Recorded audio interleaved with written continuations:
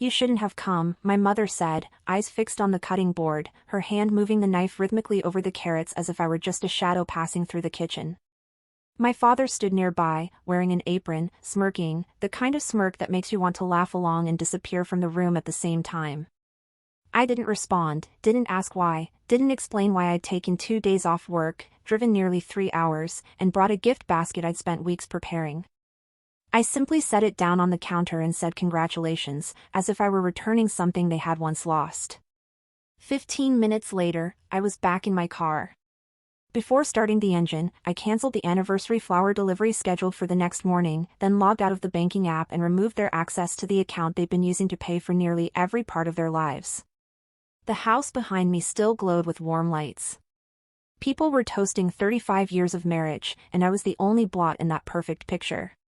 Welcome to Family Ashes, where we don't sugarcoat family, don't take photos of picket fences, and only tell the truth no one else dares to say. If you've ever felt like you weren't a daughter but a walking wallet, always agreeable, always on time, would you dare pull the plug in the middle of a party where you were nothing but the backdrop? Leave a comment if you've ever been called too sensitive just because you stopped staying silent. Because maybe, the story you tell is the same story someone else is trying to survive. My name is Jessica Carter. 33. Living in Austin. I work as a software engineer. Sounds neat and stable on paper, but there's one part of that story I rarely tell anyone. I've also been the one quietly covering most of my family's bills for almost 2 years. Rent for my sister's apartment in Denver. Groceries, utilities, even the streaming subscription my dad uses to watch basketball. They never asked if I was okay sending that much money every month. They just got used to it arriving on time, without interruption, like I was the bank's definition of filial duty. The invitation to their 35th anniversary party wasn't a call. It wasn't even a private message. Just a mass email, sent to the extended family, with a cold line, join us for a small gathering. No mention of my name. No sign I was actually wanted. And yet, I still went. I picked out a new dress, fixed my hair, and prepared a gift basket worth nearly $1,000, things they'd once mentioned and then forgotten, an antique book on Texas history my dad had searched for, a rare oak barrel bourbon, a few old family photos reprinted into a small album. I didn't go to collect emotional debt. I just wanted to see, this time, if they would see me. Not as a wallet, but as their daughter. That was all. I arrived earlier than planned. Maybe I needed to steady myself, or maybe I just hadn't been able to sleep the night before. The new dress still had its fold lines because I hadn't had the heart to iron it. I parked at the far end of the street, 3 houses down from theirs, not out of shame, but because I wasn't sure if I still counted as family. From a distance, everything looked peaceful. Welcome flags on the porch. A row of neatly parked cars. Lights in the windows, silhouettes moving inside. The house looked familiar, but it felt foreign, like I was about to knock on the door of someone who might have loved me in a past life. I entered through the side door, the one that led straight into the kitchen. My mother stood with her back to me, slicing carrots into long, even strips like a machine. She didn't look up. Didn't ask who had just walked in. Didn't ask what time I arrived. I gently placed my hand on the edge of the counter, intending to say something like I'm here, but before I could get the words out, she spoke, her voice flat, neither harsh nor warm. No one was expecting you. 8 words. No more. No less. No eye contact. No reason. As if I were an uninvited guest, and my presence disrupted the rhythm of the kitchen where I had once helped her, back in 6th grade. My father walked in from the living room, holding a beer. He saw me, not surprised, not angry. Just a half smile, the kind people give when they hear an old piece of news. Still upset about last year? So casual. And yet it knocked the breath out of me. I remembered last year, when they threw a big party for their 34th anniversary and didn't invite me, then later said they just wanted a peaceful night, no tension. It had taken me almost a year to convince myself it wasn't on purpose. And now, with just one sentence, that memory came back like a bruise that never fully faded. I looked at them, one who didn't bother looking at me, the other who treated me like a punchline. Then I looked down at the gift basket in my hands, the carefully chosen bottle of bourbon, the photo album I had designed myself, the rare books I had spent weeks tracking down. I placed it on the counter, next to my mother, still hoping, just a little, that she might glance up. But she didn't. She kept chopping carrots, as if I had just left instead of just arrived. Not a thank you. Not a glance. Not even the bare minimum gesture to pretend I belonged there. I stood there a few more seconds. Not because I didn't know what to do, but because I was waiting for myself to decide, would I stay quiet like I always did, or would I walk out before they had the chance to hurt me again? I turned around. Through the window, I saw guests starting to arrive. A stranger waved at me like they knew who I was. Someone else just stared, then turned away. I walked past the living room, the place where I used to watch movies with my dad, where my mother once sang church songs. Now, it held only the clink of glass and the familiar scent of perfume from people who didn't even call me by name. I left after exactly 5 minutes. No arguments. No sighs. No tears. No apologies. No one stopped me. No one asked if I was okay. I simply closed the door quietly behind me and walked away. But unlike all the times before, this time, I didn't leave in silence because I was enduring. I left in silence because I had made a decision. And it began with their silence. I sat there, in my car parked beneath the shade of a tree outside their house, my hand still resting lightly on the steering wheel, but inside, I already knew, there was no way back. Not because I had just left a party, but because I had just stepped out of a role I had been trapped in my entire adult life. The role of the good daughter. The one who always showed up. The wallet that was always full, ready to send money with just a text saying we're a little short this month. I used to think that if I just kept giving, just quietly shouldered a little more, eventually they would see me. That they would love me not because I was useful, but because I was me. But today, when my mother didn't look up, when my father chuckled like my presence was some sort of joke, I knew, the test had results. And the results were colder than I'd ever dared to admit. I unlocked my phone. On the screen was the flower order I had placed the week before. My mother's favorites, white lilies and blue orchids. A large, elegant bouquet in a crystal vase I'd carefully selected from a shop in another state, because she once said she liked the kind that were perfectly clear, unetched. I'd even written a short card to go with it, simple, but sincere, wishing you another year together. From your daughter. Every word I wrote carried a piece of hope, the kind that believed if I was still kind enough, maybe they would see me, not with expectation, but with a little tenderness. But now, sitting here, in the early chill of a Texas night, with the lights in the house still brightly lit while I sit outside like a passerby, I realize, I don't need to wait anymore. I don't need to try again. I scroll to the bottom of the order, look for the cancel button.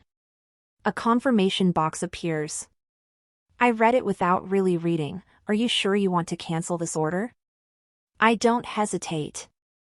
I tap confirm. A line appears, your order has been canceled. That's it. A small gesture, but I know I've just cut the last thread keeping me in the role of the dutiful daughter. I haven't even closed the app when my eyes drift over to the banking icon. I hesitate for just 1 second. Not because I regret the money. But because I know the next step will make everything irreversible. I open the joint bank account I had set up nearly 2 years ago. At first, it was just a one-time favor. My mom had called and said, "Your dad is sick. His medications are expensive." I didn't think twice. I transferred the money immediately. Then they needed more. Then my sister, Emma, needed help with a rental deposit in Denver. Then came the bills, then the roof repair, then small household purchases. Month after month, I sent over $3,000. No one asked if I needed help. No one asked if I was okay. No one ever said thank you. I go into the access management section. My mother's name is there. My father's too. I select them one by one. Remove access. The system asks me to confirm. I stare at that sentence the way someone might look at a contract they're about to tear up. Then I press. The screen lights up with a simple message, access removed. That's it. No sirens. No alarms. No witnesses. But I know, an entire era has just ended. Less than 2 minutes later, the first message arrives from the flower shop. Your order has been cancelled and a refund will be processed within 5 business days. 1 minute later, an email from the bank, confirmation of access removal from your account. I read it slowly. As if I'm watching a silent trial, one where I don't need to plead my case, only present the truth. Then the messages start. 1 beep. Then 2. Then my phone buzzes nonstop like a dam just broke. The family group chat lights up. The messages flood in. What's wrong with you? Do you know what day it is and you do this? You just humiliated your parents in front of the whole family. Are you even human anymore? Shameless. Don't ever come home again. I read. Slowly. 1 word at a time. Not a single one surprises me. Every sentence was what I had predicted long ago, only I used to think if I stayed quiet long enough, endured long enough, they wouldn't have to resort to this kind of language. But now I understand. The problem was never how I reacted. The problem was that they couldn't stand a version of me that no longer obeyed. A version that no longer poured money into silence. A version that dared to say, enough. I didn't respond. Didn't speak. I set the phone down on the passenger seat. The night outside was still quiet. The lights in the house still shining. The clinking of glasses still echoing. And I sat there, hands resting on my lap, no longer feeling the heaviness I'd carried for years. I didn't feel light yet, nor did I feel free. But I knew, for the first time in many years, I had done something not to soothe others, but to protect myself. And that feeling, though still incomplete, was a beginning. A beginning I had waited my whole life to begin. Emma's message came in the morning, just as I had finished washing the pile of dishes from the night before, still stacked in the sink. I remember it was drizzling then, the light outside the window was dim, and the dish towel was still draped over my shoulder. The phone rang twice, then a short, blunt message appeared that made my heart skip a beat. Hey sis, the rent got returned. I thought Mom and Dad were covering it. I stood still for a moment, my hands still wet. Not because I didn't know how to respond, but because I knew that once I told the truth, there would be no way to preserve the illusion. The illusion that our parents were quietly supporting Emma while she studied far from home, that at least in this one area, they were still real parents. But they weren't. The truth was they hadn't spent a single dollar to help their daughter survive in Denver. For nearly 2 years, I was the one who had carried that. And they let Emma believe that they were the ones who had made sacrifices. I didn't know where to begin. I typed and deleted several times, and finally wrote. It wasn't them. It was me. I've been covering all of your rent since the day you moved to Denver. They knew. But they let you believe otherwise. I hit send. Watched the delivered mark appear. Then waited. 15 minutes. Then 30. An hour. No reply. I started pacing the room as if the rhythm of my steps could ease the tightness in my chest. I thought she was mad. I thought she was hurt. I was afraid she'd defend them, say I was trying to cause division. But part of me also knew Emma wasn't stupid. She was just a child raised on selective storytelling. By around 2 in the afternoon, I was sitting at my desk when my phone lit up. Not a call. A location alert. I opened it and saw the notification. Emma's car was moving, over 300 miles from Austin. I didn't need to ask. I knew she was coming. And I also knew this wasn't going to be a casual visit. For hours later, just as night fell, the doorbell rang. I opened the door, and there Emma was, hair tied hastily, face pale from heat and road dust, her eyes dark-circled but steady, almost cold. She didn't wait for an invitation. Just stepped inside as if stopping would make her turn around and leave. I poured some water. Placed the glass on the table. Neither of us touched it. Emma sat on the edge of the couch, hands on her lap, back straight like she was waiting for a verdict. But then she was the one who broke the silence. "So, all those thank you messages I sent Mom?" I nodded. "And when I asked Dad about the deposit for student housing last year, when he said it was taken care of?" "That was me." She went quiet. Not out of shock, but because she was mentally flipping through every memory, every seemingly harmless comment, every small gesture she had never thought to question. I sat across from her, watching my sister like she had just woken from a very long dream. I didn't feel relief. I felt sad. Sad that it had come to this, tearing away every mask. Sad that the next person to be hurt after me was Emma. The one person I never wanted to disillusion. I spoke slowly, clearly, like pulling each word from deep inside. "I'll still help you. As long as you need, I'll be there. But from now on, not a single cent of mine goes through them. They're not a bridge. They're a wall." Emma looked at me. So long that I started to think she would argue. But then she lowered her head, clasped her hands together on her lap, and whispered. "I always thought they were just strict. But now I think, maybe they were never really sincere." I didn't reply. I let her say it. Let her see it. Let her walk toward the truth on her own 2 feet. That night, Emma stayed over. We didn't talk more about money. We didn't mention the group chat that was exploding. We had leftovers for dinner, drank water, watched an old comedy movie. But in that ordinary evening, I felt something shift. Not completely, not finally, but enough to begin something new, a kind of bond not built on debt or roles. Emma was no longer stuck in the middle. She was beginning to be herself. And I, for the first time in years, no longer felt alone in the battle I had been fighting all along. The call came on a quiet afternoon, while I was folding laundry and Emma was lying on the sofa, eyes glued to her phone but not really focused on anything. My screen lit up with the word Mom, just that, no emoji, no voice note, no prior message. I picked up, listening into a strange silence, then my mother's voice came through, not sharp, not sarcastic, but soft like a sigh.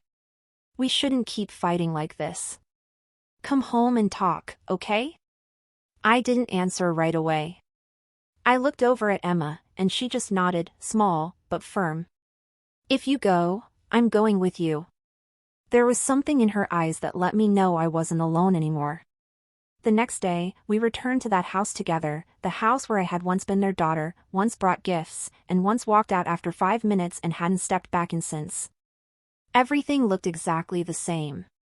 The front door still painted gray, the window frame still lined with white lace curtains my mom had sewn herself. But the air was different. So quiet it felt suffocating. Emma opened the door before I could knock. She looked at me and whispered, "They're waiting."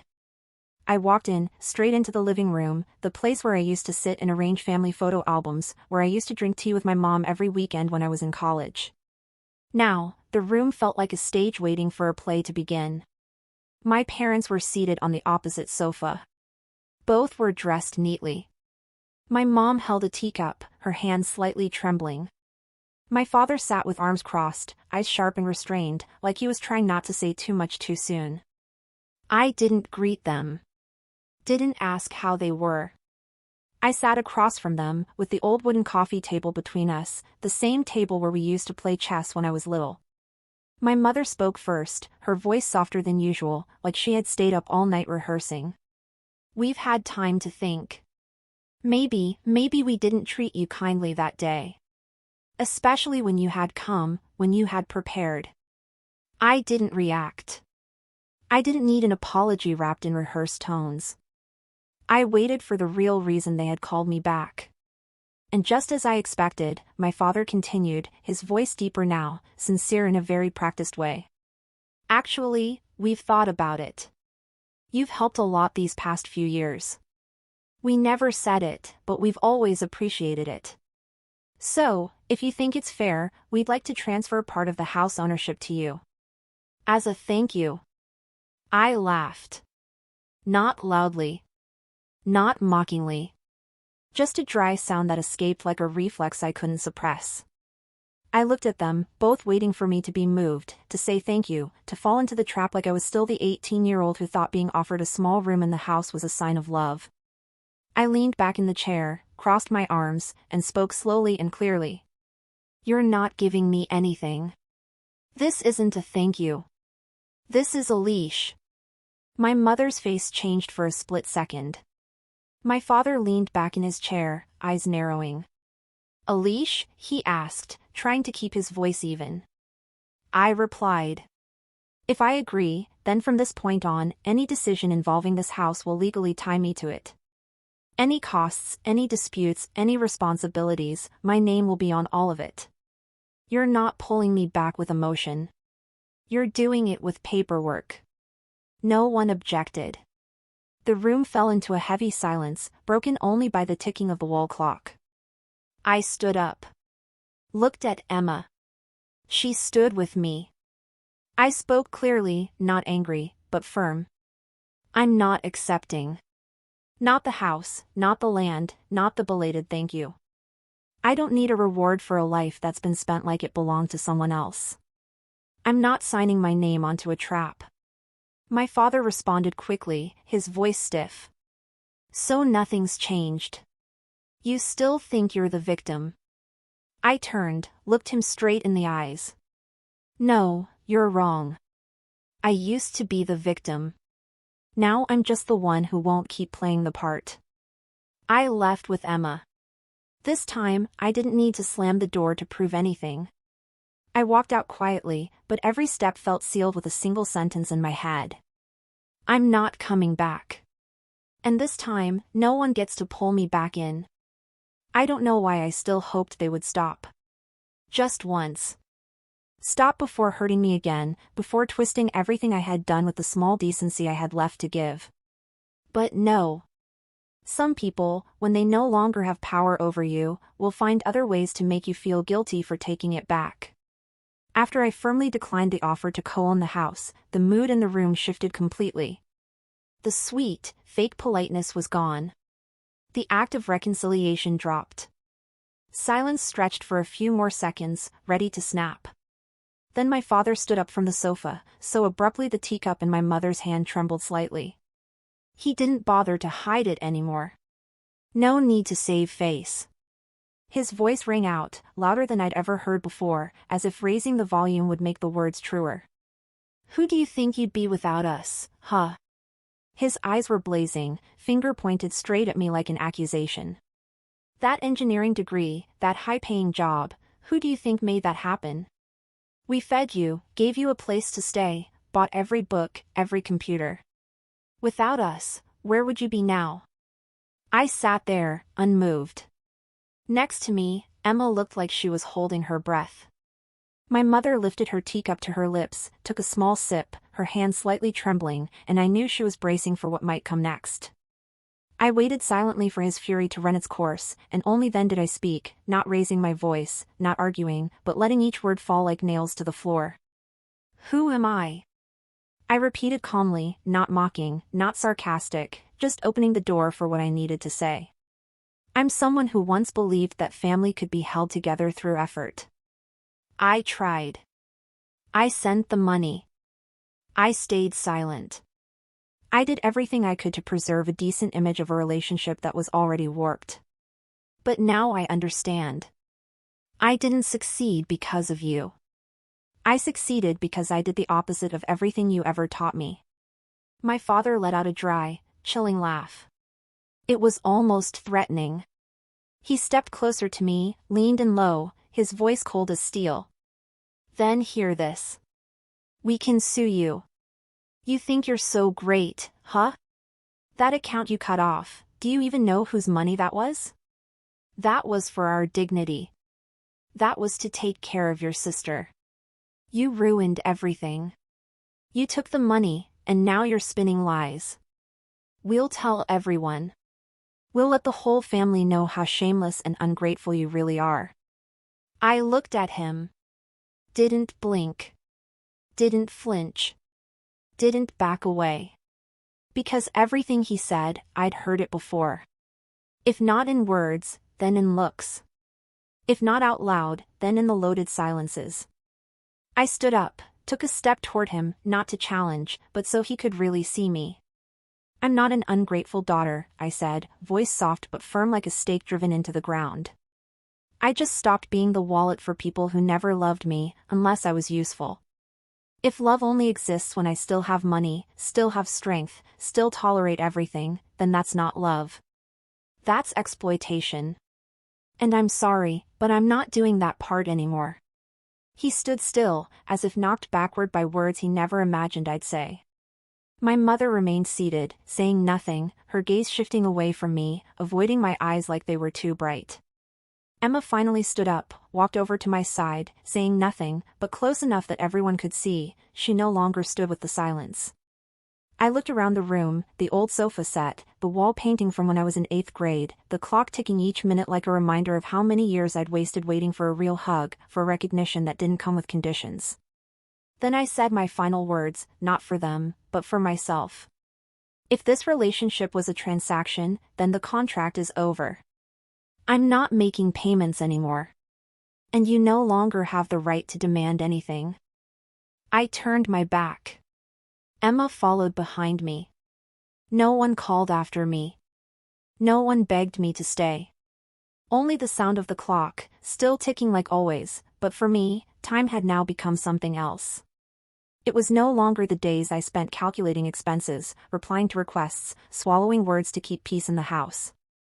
I stepped out of that doorway, for the last time. And this time, I wasn't angry, wasn't shattered, wasn't waiting to be understood.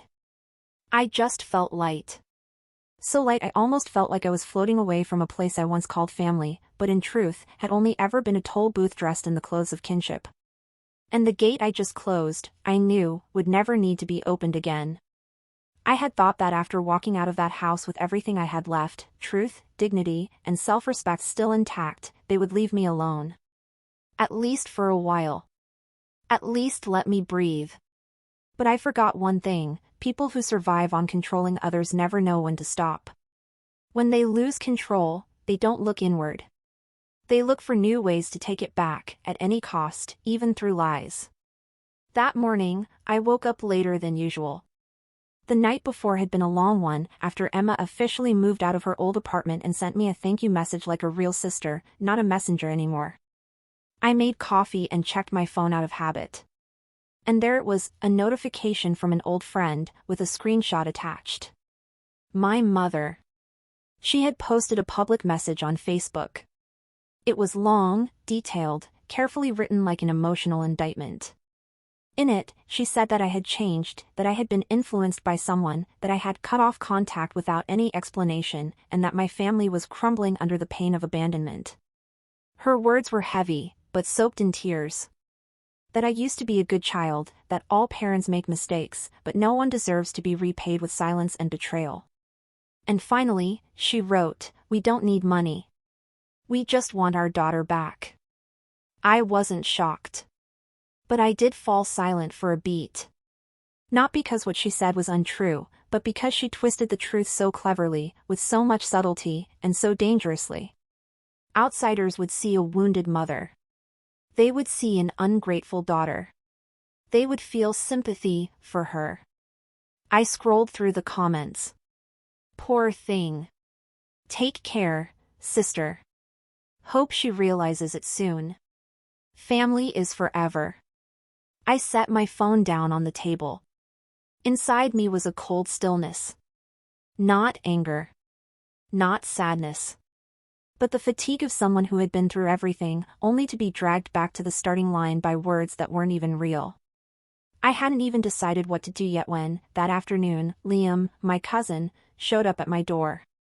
We'd never been particularly close, but at that party, he had been the only one to look at me when I left. He didn't say anything then, but his eyes were the only thing that made me feel I wasn't completely invisible. Liam brought a folder. He didn't make small talk, just handed it to me and said, "I think you should see this." I opened the folder. Inside were screenshots, messages from another family group. A place where my mother had told the aunts I had threatened to cut off financial support if I wasn't prioritized, that I forced them to apologize before continuing to pay Emma's rent. Line after line, sentence after sentence, all fabricated. There was also a short voice recording, clearly my mother's voice at the party, speaking to a guest. She only came here to put on a show, not to celebrate. We know that. But we had to save face. I couldn't say a word. I wasn't even shocked anymore. Just utterly hollow. Some part of me had always known they would do this. But to see with my own eyes how they twisted things, told different versions to different people so the story always worked in their favor, it still made my throat tighten. Liam sat across from me, saying nothing more. He didn't have to. The fact that he brought the folder here was already a big enough gesture, a sign that at least one person saw the truth. That evening, I didn't write a long post. I didn't upload a photo, didn't explain, didn't defend myself. I simply opened Facebook and typed one sentence. I have proof. Do you want me to make it public? No exclamation mark. No tagging. No sarcasm. Just one sentence. Cold as steel. Less than 6 minutes later, my mother's post was gone. At the same time, the family group chat, which had been buzzing for days with lectures, judgment, and advice, went completely silent. No one said anything. No one asked. No one pretended to defend me anymore, but no one defended her either. Just a long, heavy silence, thick and damp like the air before a storm. But I didn't feel relieved. I knew that silence wasn't an end. It was a pause, the pivot of a new strategy, because people like them don't lose and stay quiet. They only lose to buy time to reload. I didn't say anything more. I didn't need to. I didn't have to defend myself anymore. Now, the truth wasn't just in my memory, it was in my hands, on paper, in recordings. And if they ever tried to rewrite the story again, twist it to serve their version, I would have everything I needed to pull the curtain down. Not for revenge. But so I would never again have to bow my head for something I never did wrong. I didn't leave Austin after a big argument, not after a threat, not after any dramatic event. I left after a long string of silences, suffocating moments, and betrayals disguised in words that sounded polite. I left because I couldn't stand waking up every morning wondering what role I needed to play today to keep the family from falling apart. And when you have to play a role to maintain what's called a family, then it's already been broken for a long time. I chose Portland. Not because someone was there. Not because it held any beautiful memory. I chose that city simply because when I looked at the map, it seemed far enough, rainy enough, quiet enough. A place where no one knew whose daughter I was, where no one asked why I lived alone, where no one gave me a pitiful look when I said I'd cut ties with my family. A place where I could start over, from the beginning, for myself. The new apartment was much smaller than the old one, just one bedroom, wooden floors slightly scratched, white walls with a few scuffs. But the window was wide. So wide that in the morning, when I pulled back the curtains, sunlight rushed in like a warm wave. I stood there, one hand holding my coffee, the other gently touching the cold glass frame. I heard birds chirping, footsteps on the street, the soft clang of the streetcar. No one called my name. No one asked me to respond to a message immediately. No one reminded me about money. In my first week living in Portland, I did something small, but for me, it was a turning point. I called the HR department at my old job and asked them to update my emergency contact. Before that, I had left my mother's name there, out of reflex, a habit no one questioned but everyone kept. But this time, I replaced it with Emma's. I entered my sister's number, full name, and added a note, biological sister, the only person I trust. When I told Emma, she was silent for a long time. Then she texted back a single line. You trust me that much? I didn't reply with a message. I called. She picked up after the third ring. Her voice was soft, like wind slipping through a door crack. I thought you'd keep Mom as the contact for life. I said only one sentence. Because you've never made me feel afraid. She didn't respond. But I knew, in that silence, a heart had just released a burden. She understood. And I understood that finally, I was no longer alone. Since that day, Emma and I talk more often. Not because we have to. Not to gossip. But to reconnect a bond that our family once used to strangle us, with demands, expectations, comparisons, and manipulation. We no longer refer to mom and dad as fixtures in our lives. We learn to talk like two independent people, without filtering through who's right, who's wrong, without tiptoeing for fear of mom's anger or dad's disappointment. We talked about how she could eat spicy food again, how I was learning to cook without making extra portions in case someone else was hungry. We told each other about forgotten parts of our lives, things we once didn't dare admit, like how we both used to feel guilty just for being tired. I started writing again. Not the unfinished drafts I once tried to complete to make my parents say I was useful, but writing for myself, journal entries, feelings that didn't need anyone's approval. Once, on a windy morning, as sunlight streamed across my bed, I sat up, took out my old notebook, and wrote on the very last page. I wasn't abandoned. I freed myself. I stared at that line for a long time. Not to check the grammar, but to affirm to myself, this wasn't a conclusion, but a beginning. A life no longer lived just to keep the peace for others. A life where I didn't have to be the obedient daughter, the one who endured, the one who stayed silent. I didn't need anyone to rewrite me as ungrateful. Because I knew exactly what I had done, what I had endured, and the path I had chosen to walk out. In Portland, I still have sad days. There are still moments when I miss something I once called home. But I never want to go back. Because the place I used to live, home, was where I had to stay silent to be accepted. And here, small, quiet, simple, is where I can breathe without asking for permission. And for me, that is enough. Truly enough. What about you? Have you ever had to walk away from a place everyone kept calling family, even though deep down, you knew it was never a place meant for you to stay? Have you ever woken up with your heart as heavy as stone, not because of a specific sadness, but because of the role you had to wear every single day, the role of the one who's understanding, who gives, who carries the weight, and who stays silent? I don't know how far along you are in your journey. Maybe you're still trying. Still waiting. Still hoping that if you hang on just a little longer, they'll understand you, acknowledge you, love you for who you are, not just for what you bring. If that's true, I understand. I lived a whole lifetime inside that hope. But you know what? Some places never change, no matter what you do. Some people only know how to love you when you're useful. And there are some relationships that, if you don't step out of them, you may never know what it means to truly live, without paying for it with your silence. I didn't walk away because I hated them.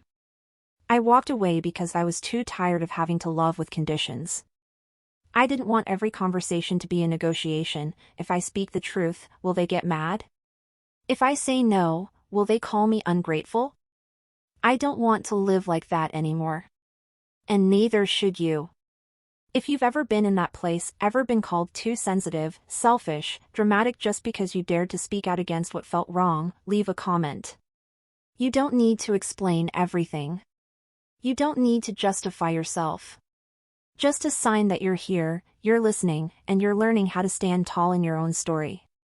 Because you are not alone. The biggest lesson I've learned, after everything, is this. Just because you share blood doesn't mean you share sides. Not everyone who bears the title parent knows how to love without conditions. Silence isn't always maturity. And forgiveness does not mean going back to suffer again. Sometimes, the kindest thing you can do for yourself is to leave. Leave the words that sting like needles disguised as just looking out for you. Leave the texts you delete before replying, because you know they'll pull you into a storm you didn't start. Leave the days when your phone rings and your chest tightens, not from worry, but from dread. Freedom doesn't always come with applause. Sometimes it comes in silence, the same silence as when you pack your things on a regular day. No one asks, no one stops you, but inside you is the one final time you chose to let yourself go. And if you're just starting that journey, remember. You are not cruel for setting boundaries. You're just learning how to exist without trading your self-worth.